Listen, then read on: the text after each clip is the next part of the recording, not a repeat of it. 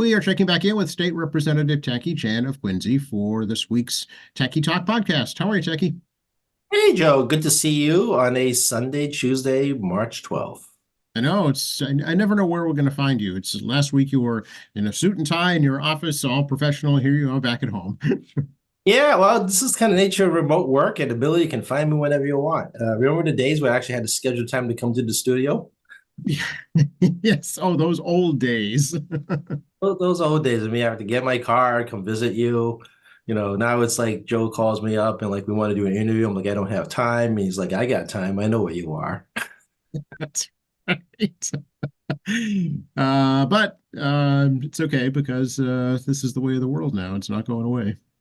Yeah, I got 2 days of meetings lined up for Wednesday and Thursday. So it's obviously we're a little ahead of schedule on a weekly basis, but as you all know, we try to make time for everyone the best we can, not always successfully, but we always make a very strong effort to do so. And this is why it's a Tuesday. We actually had time today. Next Tuesday, I'm actually packed up on in-person meetings for next 2 days in Steos. Actually, today, maybe it's good you're not there because there's rallies going on about the minimum wage debate. Yeah, it's interesting how that's good debate's going to continue. There's a few things going on. One is the ballot question regarding tip workers' minimum wage. For those who aren't aware, there is a minimum wage for tip workers, but it's not the minimum wage you see for standard wage workers. If the tips they make that day doesn't make the minimum wage under the law, the the restaurant has to make up the differential on the minimum wage and the tips. So obviously, the economy's hard in terms of inflation, and people are being more discretionary about eating out. And I do not encourage people to not tip their workers there because that's pretty much how they make the money, and they're going to get ahead of the minimum wage. But we do tip against the size of the bill as a percentage, and those days of 10% when I was a kid is now 25% today. And I understand there's a pinch going on folks. And I think restaurants and waitstaff understand there's the pinch going on because they feel it too. So, there's that proposal out there. And there's another proposal to incrementally increase the minimum wage to $20. This is actually pretty interesting because not so much an increase in the minimum wage from $15 to $20. I still can't figure out what the median hourly wage is currently. Wage inflation is not just a corporate issue. Wage inflation is a Main Street issue.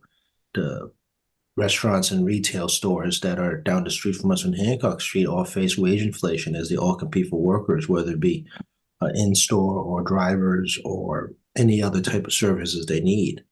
And of course, there's a pass-down cost. If the provider of your goods have increased wages, they'd have to pass that cost to the restaurants and retailers who then pass the cost on to you. Most times wages inflation is such a small moving item. It does go up. People's wages go up. They just go slowly. You actually don't feel the cost that much. That's why minimum wage increases are done over the course of several years. It's going up, but you don't actually feel it in your pocketbook because it's so small and incremental. But today, in the last 2 years, you definitely felt it. You most definitely felt it. You may not realize it, but you felt the impact of wage inflation on top of other inflationary costs to your pocketbook when you go to the supermarket or you go to eat or you go to the movie theater or whatever you do. So, there's two debates going on. One is the ballot question on tip wage going to the same rate as minimum wages. And then, the debate's going on about whether we should increase minimum wage to $20.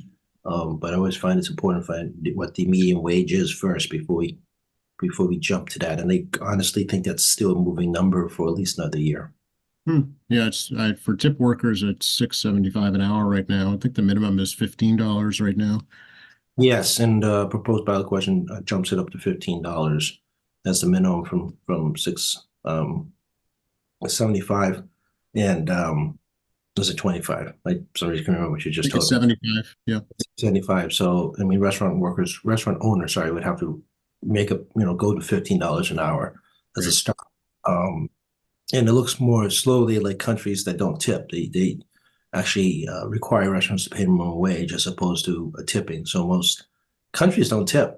It is a very foreign thing for most of the world now. I mean, when I was last in Australia many years ago, they told us they jacked up the minimum wage intentionally to a point where basically tipping is no longer a thing that you don't tip Mhm. because of the nature of how they increase the minimum wage for restaurant workers. Yeah, yeah, it would be a major cultural shift in this country if that were to happen for sure. It would really hurt service workers because Mhm. tipping is a big part of their salary structure, and the wage structure is built around tipping. And not surprising, folks that work in higher end restaurants get more, and restaurants are very successful over high turnover in tables. Those workers get a lot more money on tips than they would on the minimum wage, and this is kind of one of the big challenges here on trying to get rid of tipping. It's just ingrained in the economics for people who are in the service industry, and that includes folks that work in hotels. I mean, I do tip a few dollars per day stay or $5 per day or whatever, depending on the service I receive in hotels. On housekeeping, I do leave money behind with thank you notes. Um, so there's that component too, and it's just a little bit extra appreciation. Um, so I think the tip debate here, if you try to get rid of it in the United States, would be, really, really challenging. And it would have to be done at the federal level because you don't want to be tipping in Massachusetts, but Connecticut bans it. Right, it would be very confusing at that point, yeah, and talk about struggling to get workers at that point if that were the case, if every state was different. That's correct. Because again, the nature of how service industry works, particularly in restaurants, the different restaurants, different situations creates better opportunities to make better money. One of the challenges that people advocate for this ballot question is that not all times in restaurants are all equal times of business. So if you get a shift on a day when, for whatever reason, it's not good, so like get a midday shift between lunch and dinner, so you got like a dinner shift, but you're out before dinner time, you may not have as good volume as dinner. The price structure dinner tends to be a little bit higher than lunch. Perhaps you're working in a day when there's a major weather event and there's not as many people coming in, so you don't get as many tips. And then there's also the takeout factor, which happened in the pandemic. People do not generally tip as much when they're getting takeout. You may leave a couple bucks in the front of the counter, but the reality is that you're not really getting a wait service. Right, and you don't really know what happens with those tip jars either, if they're shared equally or you just don't know. But where you have a personal relationship with your server sitting at a table, That's correct. I mean, this under IRS rules, I believe that that money becomes taxable income as part of the restaurant. Mm. But the but is, obviously it's up to the restaurant to decide to do that. Since it's cash driven, it's not like the tax collector standing over your shoulder. I suspect, you guys can figure out the rest on your own, but it's a case by case basis of different owners and different managers how they want to manage that. So, Yeah. obviously takeout has a huge impact on service workers. I don't see takeout anytime soon. I still believe that maybe a third to 40% of the workforce, particularly in the white collar sector, the white collar sector in particular, but it's going to be continue to work from home. Hmm. Yeah, it's funny. I was reading an article about that this morning, actually, that large part of the economy now is being driven by women working from home, and it's probably part of the reason that we haven't dipped into a recession. Yes, it's the continuation of a consumer economy, like 70% ish, give or take, depending whose math you want to use, is driven by consumer consumption. So we're what I like to call a circular money economy. We keep putting money back into the economy that the economy pays us, so to speak, to keep the economy moving. We're not a manufacturing country anymore where you make stuff and you sell it to somebody outside the country and you get your money that way. So, you know, again, it's like that ties to wage inflation too, because you're not selling your goods overseas, that someone else overseas paid for those wages, like we pay for other people's wages overseas because we buy the goods from overseas. Um, it's money that's moving in a weird, like, kind of circle. And if the consumer stops spending, it impacts the retailers, service industry folks because, they have reduction in money, and then that results in them having to make a decision on whether or not to lay people off, reduce wages. Conversely, when you have inflation, you see the opposite effect where they have to raise prices to meet their costs, and then the consumer at the other end, have to make those decisions about whether or not they can afford to pay, and then it becomes this kind of vicious cycle. Same happens with deflation. If things start to decline, negative growth in terms of negative wages, negative prices, and then it results in the workers having negative wages. It starts to spiral going the other direction. So, given the fact that people are still making some money and, still trying to figure out what their needs are, even though I think people are being increasingly discretionary and more conscientious what they're paying for, people in the workforce, both men and women, or working, as I said earlier, white collar jobs in particular, drive a lot of the home-based economy, where your local economy, your town may not see as much business, the local coffee shop or the restaurant, or midday sales at the retailer or supermarket, because people are at home with some more flexible hours, and it kind of drives the economy a different way. Like, there's the Roche Brothers in Downtown Crossing in Boston, but when that is very full in terms of the financial district in particular, people may stop in and buy a couple of pieces of fruit and on the way to Downtown Crossing. That is not happening. People are working from home, and then if they decide they want to, get some quick shopping done in between meetings, like I sometimes do, I won't lie. You try to get in for like 30 quick minutes, grab what you need from wherever you grab it back, and you try to get back in time for your next meeting. Yeah. Funny we're talking about this because I know before we started recording, you were looking at the latest consumer price index numbers. Yeah, it's still very sticky. You hear this term a lot, sticky inflation.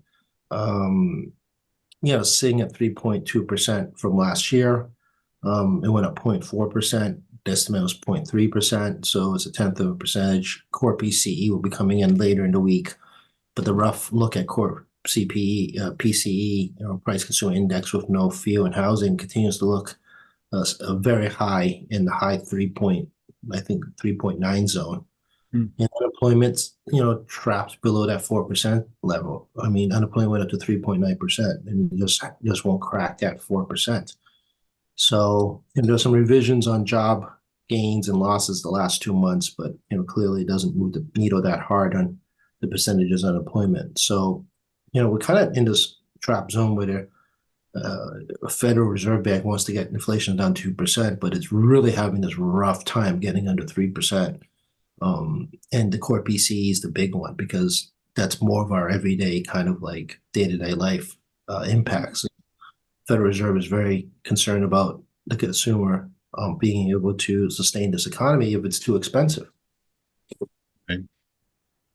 Can we talk a little bit about the governor's plan to pardon some simple marijuana convictions, Jackie? Well, when we passed the marijuana law, part of it is expungement of records. So we had basically passed a law to require basically the AG and DA's offices to work towards expunging records for basically misdemeanors.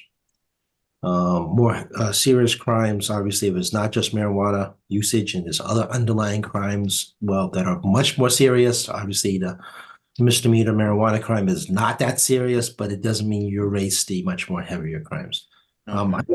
I don't know who the governor's looking to expunge, given the fact that we've been spending quite a bit of time since legalization of marijuana going through the list, and I'm sure defense attorneys also looking around to make sure that everybody, prior minor offenses are have their records cleared.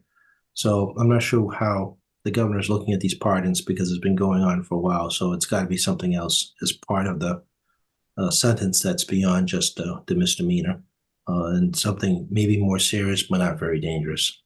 Okay, I think tomorrow is going to be the release of some of the details in terms of the crimes committed, how far back she's talking about, things like that. It's also pretty unusual. Governors very rarely do pardons this early in their career. It generally happens towards the end of their first term or end of the second term. They, do a very thoughtful and long analysis before they do this type of pardons. So I'm not entirely clear why they're doing this early. There's nothing that says they can't do it, but it's a little surprising. Did you read the story from the Greater Boston Chamber of Commerce folks looking to move out of Massachusetts, young people, basically. Not a new story. This is like a repeating conversation that we've had since the end of the dot-com boom. Mm, Um, and the reason's because not just expensive, because everyone knows rent is expensive and housing is expensive, but it also is a quality of life issue. I mean, when we last looked at studies years ago, many years ago now, surveying younger folks on why they're leaving the state, and to go into high tax areas like New York and San Francisco, the answer was because of quality of life for them, not quality of life for us. We like to promote ourselves as a family-friendly area. That's great. If you don't have a family, it doesn't mean a whole lot, right? yeah. And I'm getting too old, and I have no idea what young people enjoy anymore. But if those amenities that are not available here, there's other opportunities in other places that maybe a little bit lower cost of living that are growing economies that need their type of workers. Right Mhm. off the bat, I'm thinking like Charlotte, North Carolina. Mhm. Mhm. Lower cost of living, city that's really growing, a lot of evening and late night activities. Texas is another location. I was Austin. When we talked in Austin was at Google headquarters. I did go out for an evening and didn't realize you could actually have fun at, Thursday, well past midnight. And very hopping entertainment district where there's bars, there's theaters, there's live entertainment. There's a big music culture there. Yeah, I know. Yep. Yeah, and of course the college town is right in the middle of Austin as well. So, I was like, huh. And of course, I would get caught in like this torrential downpour that night because I can't do weeknight all night things. I just can't anymore. Yes, no, Um, we're not as young as we used to be, right? Regretfully, even I have can't do. No, I can't. It's just too hard. Yeah. So, but it was interesting, and part of fun of travel is that you get to see how other young people, and what kind of culture these cities have on what they provide for the evening nightlife, not just for impact on business, but also the people who live there. And um, I'm not surprised, and we want to continue to have this talent drain from a myriad of factors I talked about. I mean, housing is expensive, cost of living is expensive, wages have a challenge of keeping up the cost of living in this greater Boston area. Boston in particular is among the top 5 most expensive places to live and work in the country, Yep. if not the world at this point. Yeah. And what's keeping you here, right? If you got no fun because you are young enough that you can stay out and go back to work tomorrow, functional somehow. Where's the fun in that, right? And you also want to meet people outside of the office, and the ability to meet people in bars. I mean, is kind of part of it as well. Or you use an app to date with, but you need a meeting place at like 9 o'clock after people get out of work or whatever. You want to meet up and you want to do something fun. You don't just want to just meet people on the street, right? Right. Yeah. So, So yeah, people one keep. of the factors that was cited that I thought was interesting was the public transportation issue, and especially folks in the lower income brackets find that a challenge. Well, that's always been a challenge. That's not new. I mean, the MBTA has been, problematic currently, but it's been problematic since the Deval Patrick administration. And yeah, I mean, the point of Massachusetts public transit, the MBTA in particular, is designed to allow lower income folks to be able to leave the greater Boston area to go to suburban communities to find work. Most people think it's actually the other way around. It's actually not. That's why we have a fixed fare system. We're one of 2 states left, us in New York, that has a fixed fare system. Most everywhere else, fare system is, globally speaking, everywhere else has a fare system where you pay by distance. Mhm. So you're going from 1 to 3 stops. The fare for 1 to 3, can be a few cents or dime or whatever differential. If you're going longer distances, you're looking at several dollars or greater, Right. for longer distance travels. And the idea is that, people that live closer to the workplace generally have a lower income bracket. If you live far, far away, you're coming from a suburban community. The challenge at MBTA, we talked a lot about is the fare system itself. It's not like other places where suburban communities where you have more money, are paying more to travel to Boston as opposed to somebody that that doesn't have as much money, and it's kind of a weird inequitable system that is uniquely Massachusetts.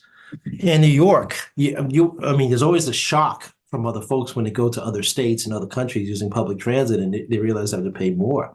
And you got this fare system to push all these buttons, and then have a ticket, and the ticket only lets you out in certain areas, lets you have the pass, and it's much more engaged. But those transit systems, as a result of the type of fare program, actually have more money because they're basically making people more money pay more. So that's kind of why we have the single fare system. But there's a consequence for that. And young people, when they go to these other places, will pay more money to ride better transit. And this is something that Massachusetts ridership and MBTA do not understand. And they always want to compare us to other states, and I understand why. But the one thing they always overlook, even in news articles, is the fare system. I've yet to see a newspaper article talk about fare systems in other states and do an analysis regarding the cost benefit for those states under fare system and its relative to taxpayer subsidies for these MBTA transit. There is no transit system in the U.S. that is not subsidized by taxpayers. But there is, the need for these fare systems and what the cost benefit is. And, other countries privatize their public transit where the government is the majority shareholder by a big number. But the government can issue shares to the public to fund their public transit. This is something that you have to do at onset of the construction. You can't just midway through a point to just change it to a private sector thing. You got to do it at the very beginning of your construction of public transit, which is not uncommon around the world. And it's also not common for other parts of the world to try to have other public transits manage other people's public transits, or at least manage a public transit to the point where they get started and the public transit can take it from there. So, that's something that happens other places too. So, yeah, I mean, young people want to get around. That being said, the T also closes at, almost 1 a.m. between 12:30 and 1. The bars in Boston's open to 2. Right.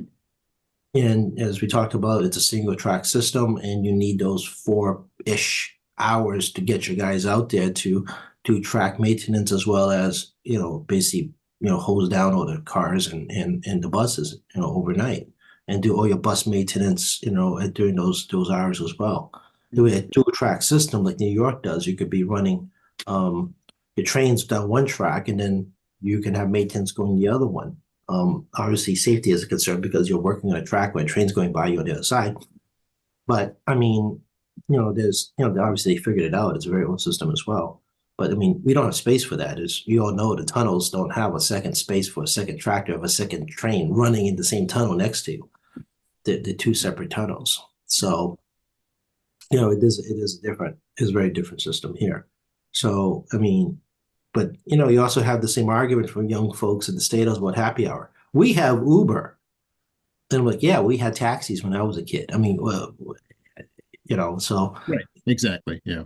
So young folks do have, if they're looking for short distance transportation, you do have, this very robust ride sharing system in the state too. So, if you're concerned about, public transit, there's other ways to get around the city. And it's something that honestly I find fascinating that, young folks will willingly use Uber systems almost at will. I'm a walking guy. I learned until I can't walk as much anymore when I get old enough. But I mean, this is a walking city. I've got used to walking. I'll take the walk 20 minutes or less.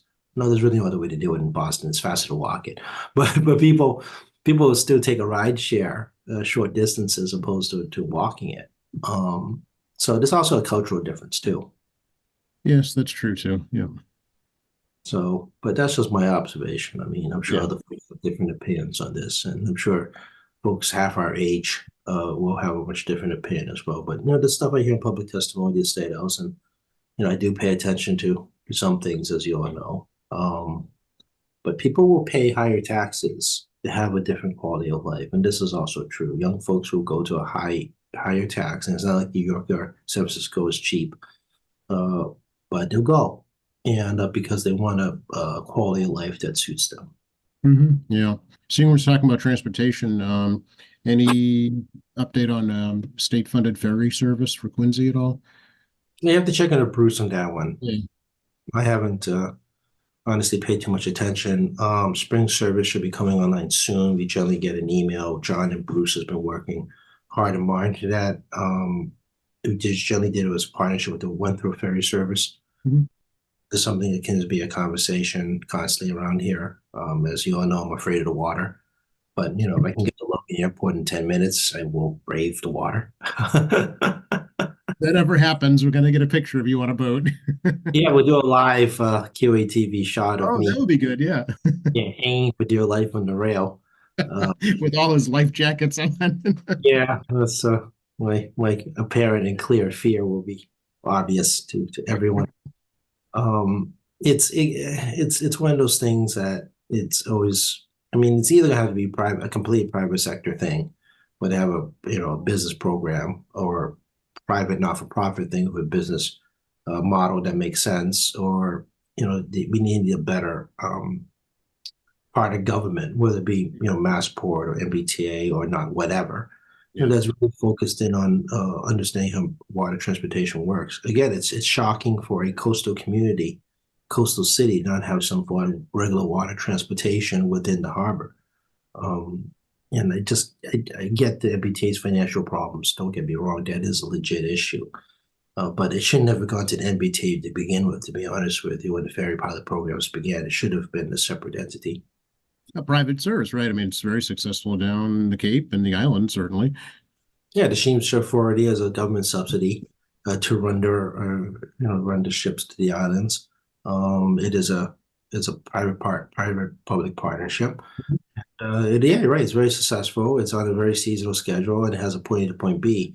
Now, obviously, what we like to have up here in the Boston Harbor area is a multiple point shuttle service where you can go from Quincy to Rose Wharf to Logan Airport, to Salem, to Winthrop, to Lynn, and then conversely, be able to go to a place like Hingham and Plymouth and Provincetown as well. We have a Provincetown ferry from Longsworth to Provincetown now. So, I mean, we would like to, as opposed to just one destination to another, like they do at the Steamship Authority. Obviously, I think the more the more that customers would want is a multi-stop ferry service that takes a multiple destination. I've mentioned again and again the airport. When we had the airport shuttle back in the 90s, it was very successful. Yeah.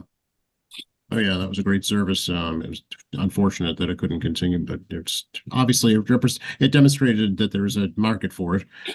Yeah, the Big Dig made it very difficult for everyone. As you all know, again, it's also the only public works project that never closed the road system. In the history of anywhere, most project that size, the road system is closed, have to divert onto city streets, or they have a diversion road instead. So, it's quite remarkable how the Big Dig was able to pull that off, but also made it very difficult to get to the airport. As they kind of built the Ted Williams Tunnel, which us who live south of Boston really does benefit a lot of. We really are beneficiary of this Ted Williams Tunnel as folks living south of Boston. But the water shuttle made a lot of sense. And it'd be great to see the water shuttle come back because I still think it makes a lot of sense. Yep, I agree. We haven't talked about international affairs in a long time, and I've been reading with interest and shock what's going on in Haiti these days. It's just astounding. And actually, I think just today the president's finally agreed to step down. Yeah, a little recap for some folks. Haitian's president, with all intents and purposes, was assassinated by local gangs, and Haiti's always had a very troubled government, despite the fact it's actually a very high natural resource part of the island. Actually, if you look at it carefully, it's actually quite rich in resources, but they have a dysfunctional government, and the U.S. has always had multiple interventions into Haiti as a security interest, and the Dominican Republic, I believe, is like part of the island too. So you got this whole thing. You're not let the whole thing devolve, and there's a natural resource component of the Dominican Republic as well. It's also a poor part, but not as disastrous as Haiti. As the migrant crisis continues. The migrant crisis, a portion of that group is Haitians. Yep. And then what they're basically running from is a gang-run island.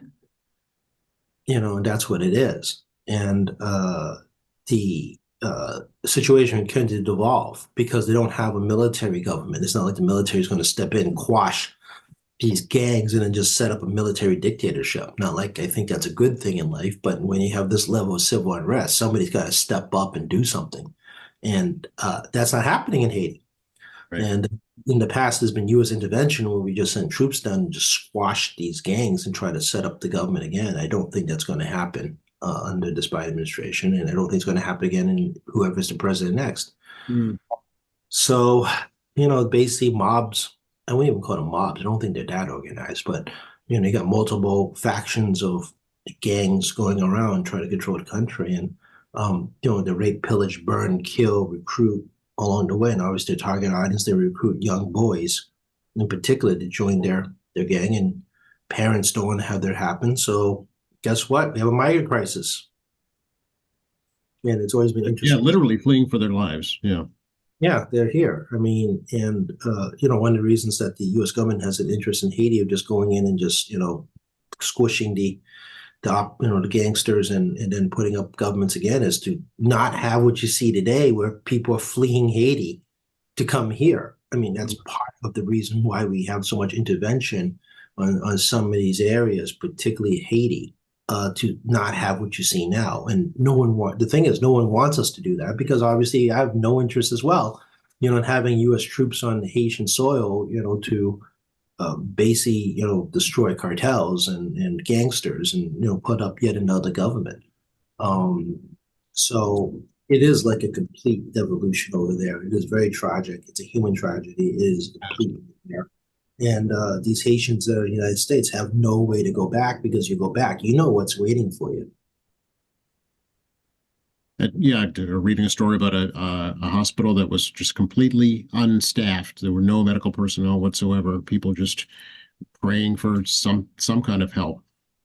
And well, a lot of charity organizations, provide medical assistance to build hospitals and they build schools and they'll do workforce and they try to bring some portable technology to try to increase quality of life. That's all wasted now. An unstable government, has created a circumstance where there's no control through the whole island, and what's going to happen is fiefdom's going to get set up eventually. Mm. A lot of good work by people's going to be lost in a blink of an eye. I mean, the earthquake itself was devastating, and the infrastructure has already been wrecked.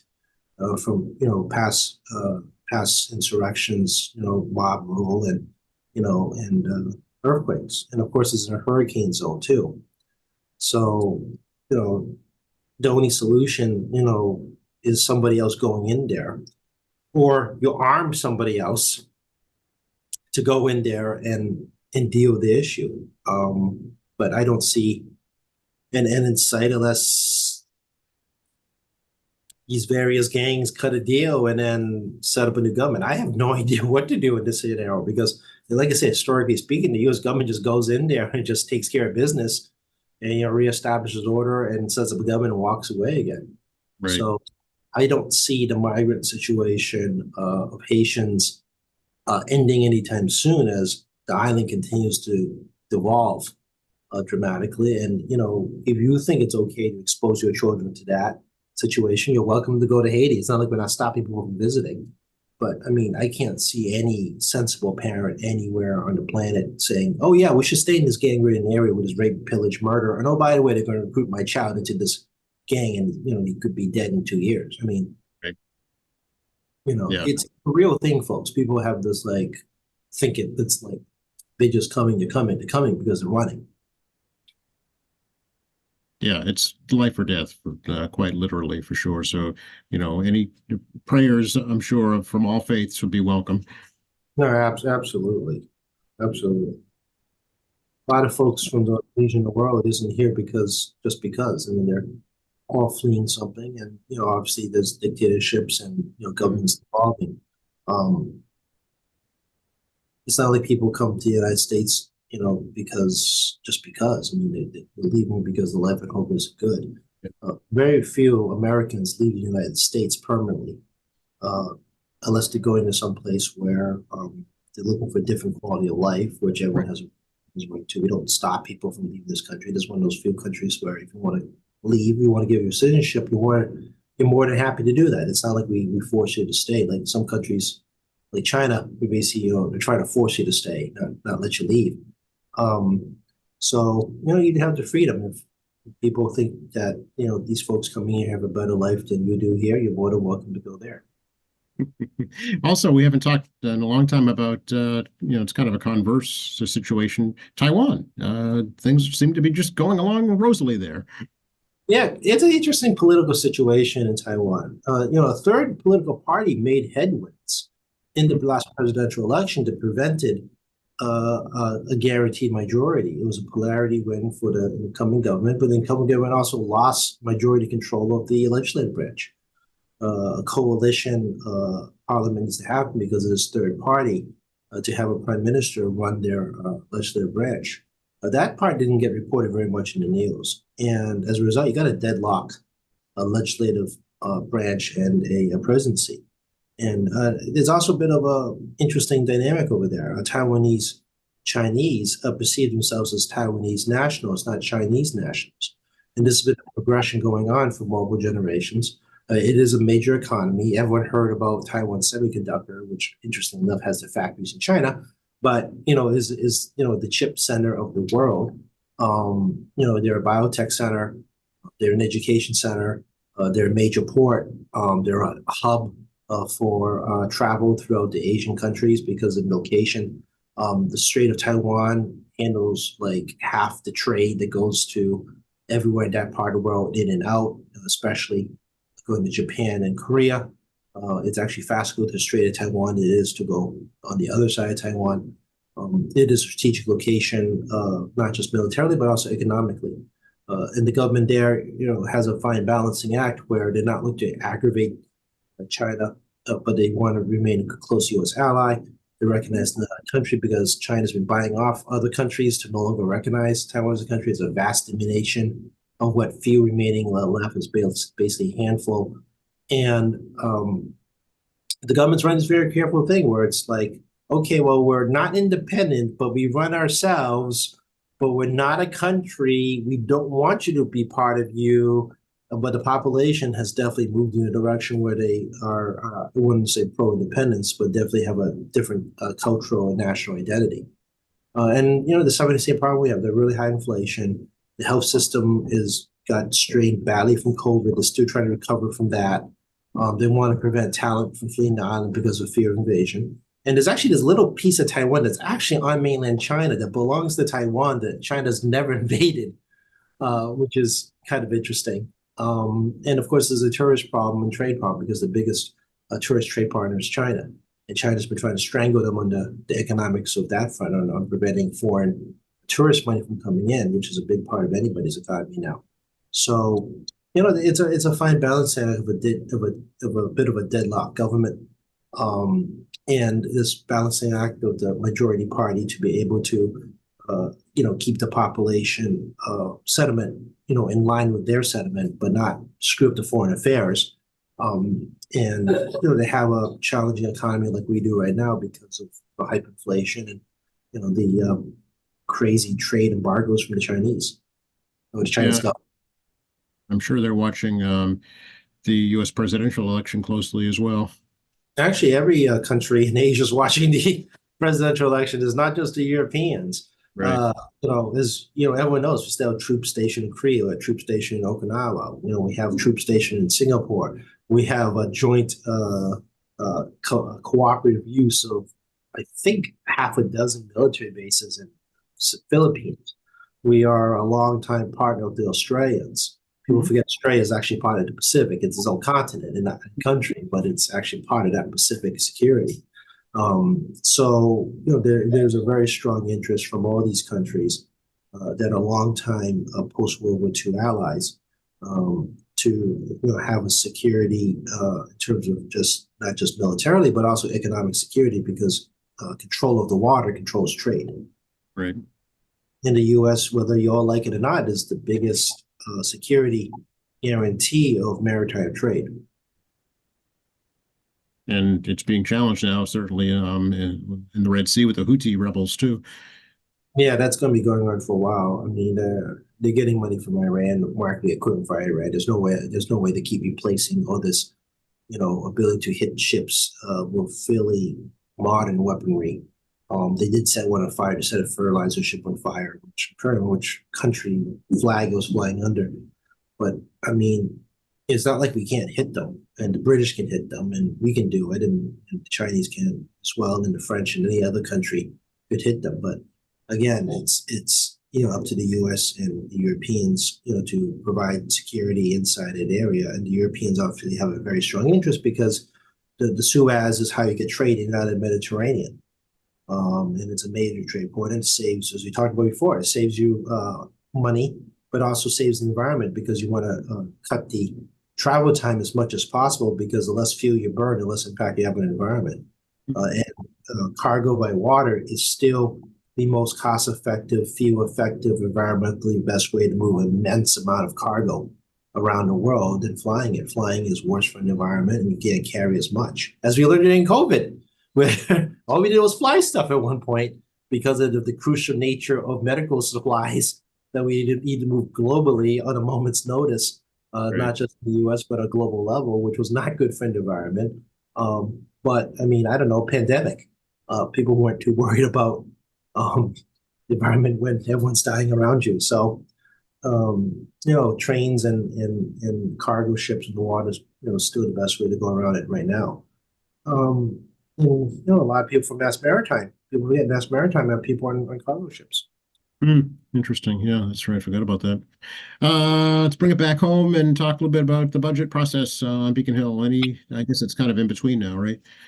Yeah, I mean, budget meetings have started with the House Chair Ways and Means, Senate and House Means joint committee hearings have been ongoing. I think there's a schedule out in public today to let you know which constitutional officers, as well as their secretariats and their subdivided agencies need to go before Ways and Means for questioning, as well as justification of the requests and the governor's recommendation. Obviously, to be a public comment period, you can do public comment now by sending emails to phone calls, emails, and postcards or letters to House and Ways and Means. You can do that today. Obviously, I'm picking up more meetings all the time on people asking me to support various budget initiatives. And I'll have my own meeting of Ways and Means the 20th, actually, 20th March. Oh, And okay. House Asian Caucus will have theirs on the 27th. So as I told you last time, I'm juggling multiple hats all the time.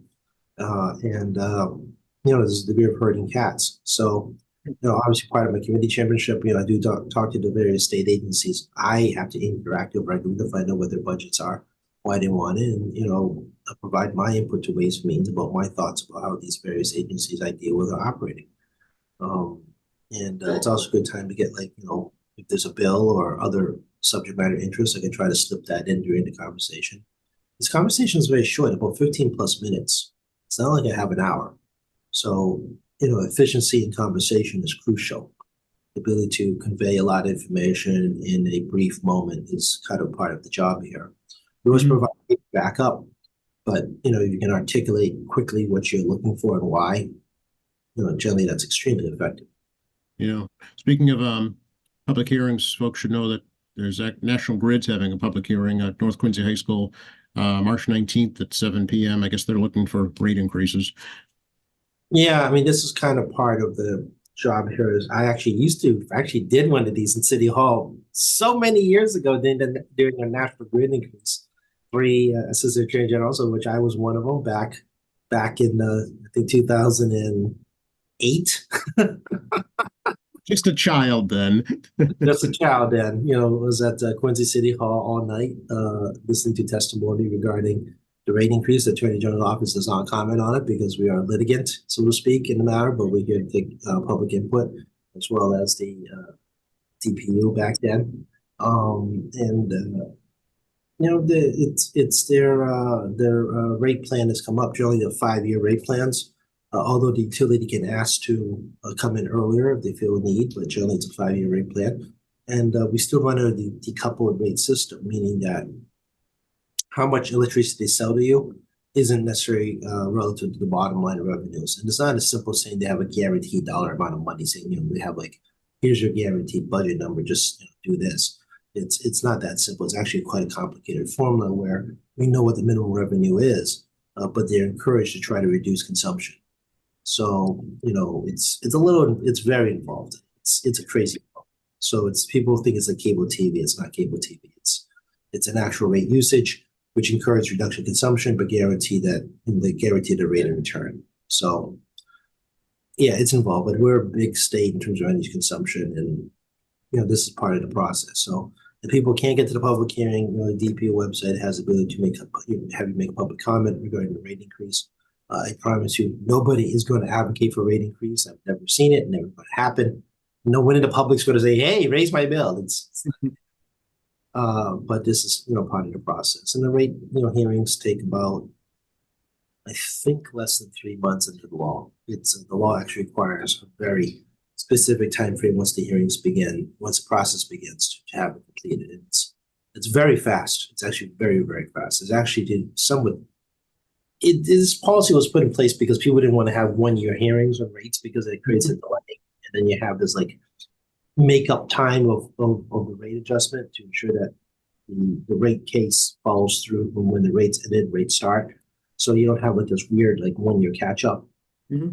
But at the same time, as a guy that worked in the AG's office, you're now in a accelerated rate to prove your case, trying to chip the rate down. And having more time, gives you a little bit more time to go through like the bazillion things of paperwork, plus the analysts, plus the engineers, plus the accountants that we had used to help us on this analysis. And of course, the attorney's got to understand what's going on because the attorney's going to want us to advocate at DPU. So it was, as you can tell, when I was there was a whole lot of complexity as I had to learn like the accounting methodologies, the actual engineering stuff.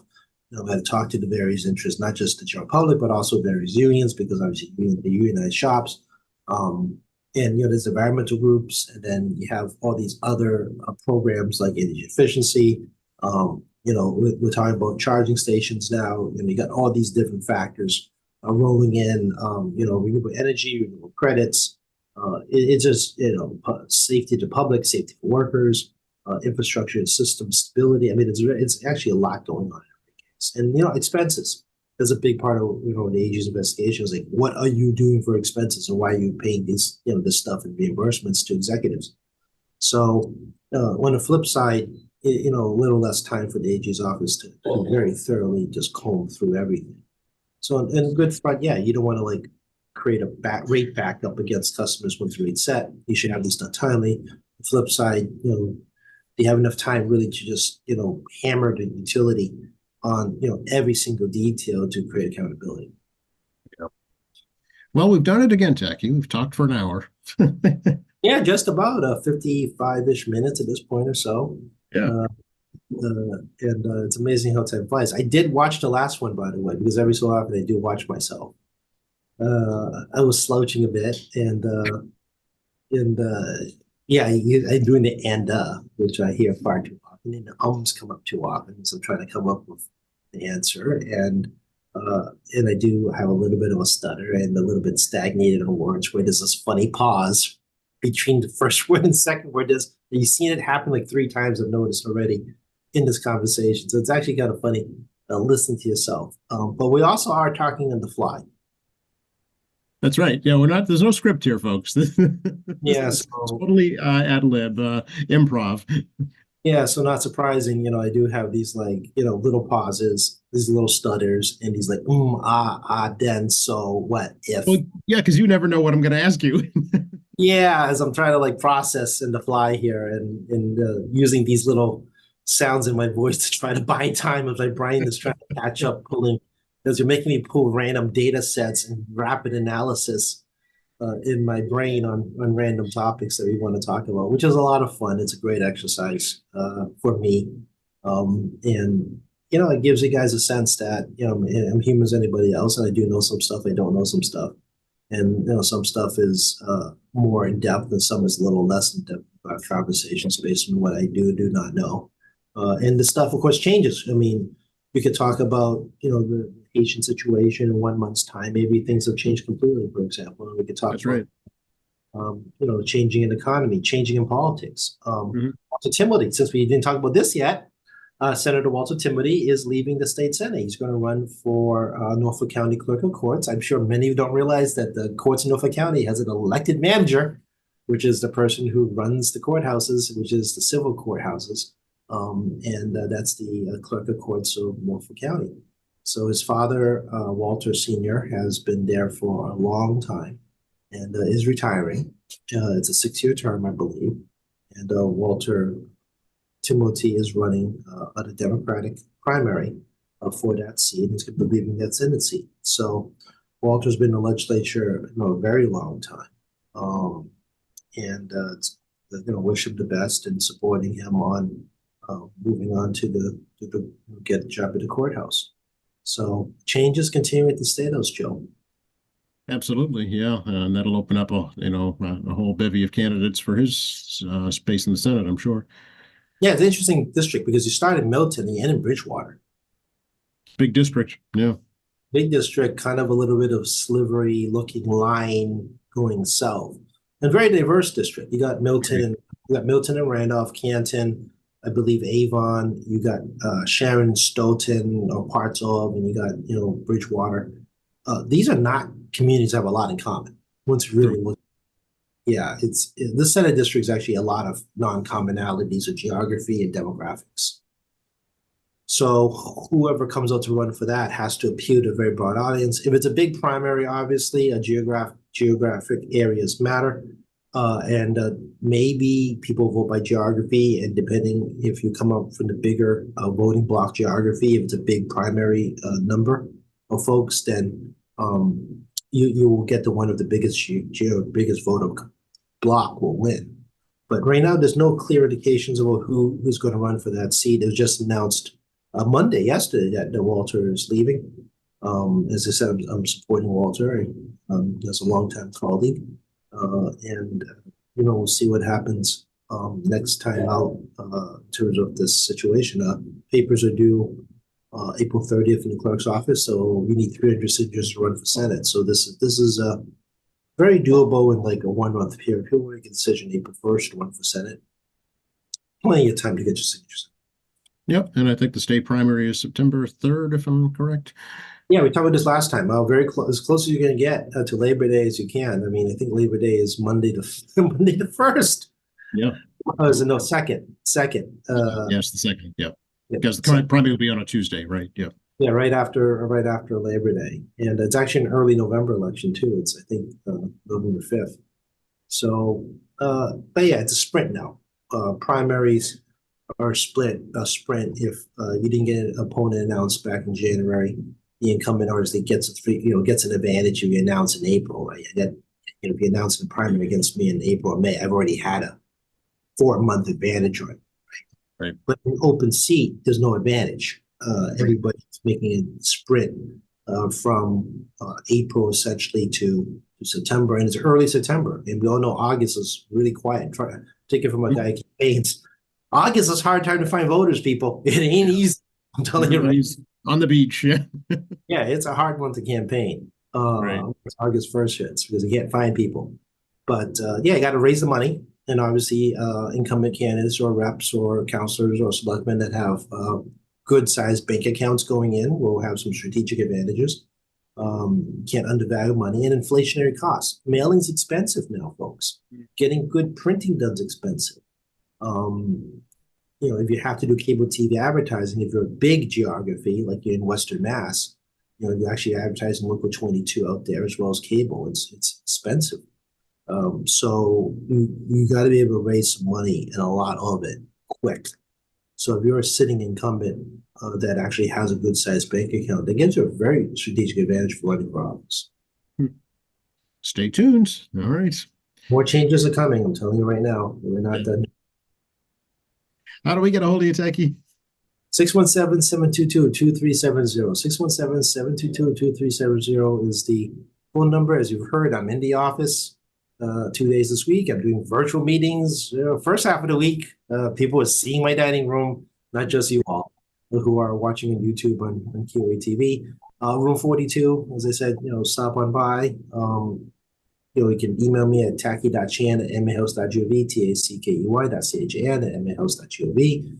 Obviously, we prefer phone calls and emails, strongly recommended. We do have social media just so you can see where I am, State Representative Tacky Chan, as well as at Tacky Chan on X.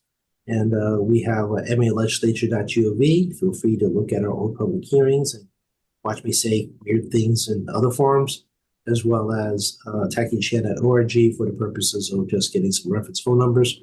And obviously, here we are in QATV every 5 to 7 days with some holidays off. Actually, Joe gets the holiday. And try to give you some news. And if you like our show or Joe's show, it's not really mine. You can email Joe, and we'll sift through questions that you may ask, and make it part of the program. So Joe, you're eagerly part of my staff now.